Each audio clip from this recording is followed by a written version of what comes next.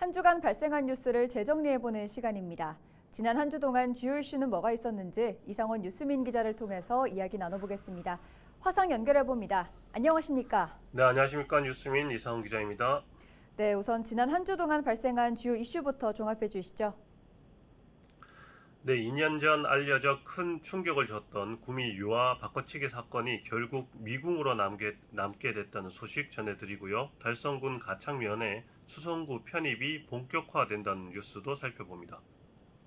네, 2년 전 큰 충격과 함께 알려졌던 구미 유아 바꿔치기 사건 확정 판결이 내려졌죠. 먼저 그간의 경과부터 정리해 주시죠.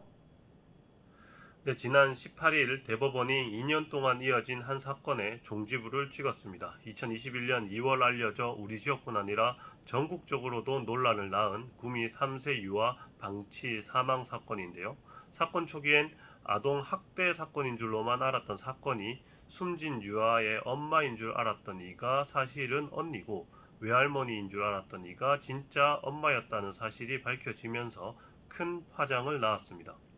숨진 아이의 언니 재판은 일찌감치 완료됐습니다. 재판 시작 5개월 뒤인 2021년 9월 살인 등의 혐의로 징역 20년형이 확정됐거든요. 하지만 친모로 밝혀진 이의 재판은 당사자가 출산과 아이 바꿔치기를 모두 부인하면서 두 차례나 대법원에 오르며 재판이 이어졌습니다.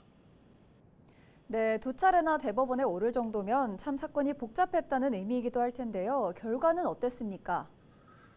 네, 친모로 밝혀진 A씨는 미성년자 약취와 사체 은닉 미수 혐의를 받았는데요. 2021년 4월 처음 재판이 시작될 때부터 A씨는 사체 은닉 미수는 인정했지만 출산과 연계된 미성년자 약취 혐의는 부인했습니다.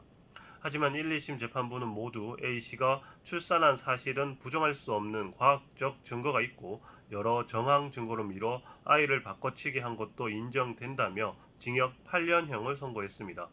하지만 A씨가 불복해 대법원에 상고했고 지난해 6월 대법원이 친모라는 점은 인정이 되지만 바꿔치기는 충분히 입증되지 못했다면서 무죄 판결을 내렸고 지난 2월 파기환송심과 지난 18일 재상고심까지 모두 확신할 수 있을 정도로 A씨의 범행이 증명되지 못했다며 무죄를 선고했습니다. 끝으로 달성군 가창면의 수성구 편입 절차가 본격 진행된다고요?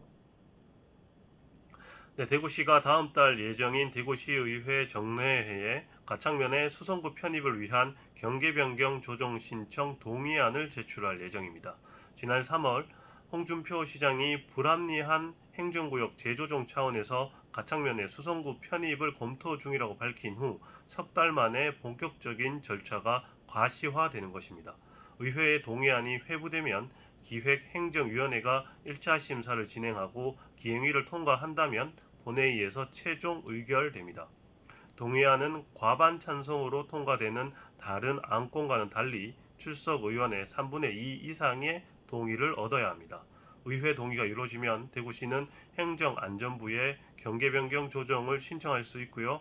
이어 협의체를 꾸려 의견 청취 등의 절차가 이어질 예정입니다. 자, 오늘 주간 이슈 점검은 여기까지 듣죠. 이상원 유수민 기자였습니다. 고맙습니다. 네, 감사합니다.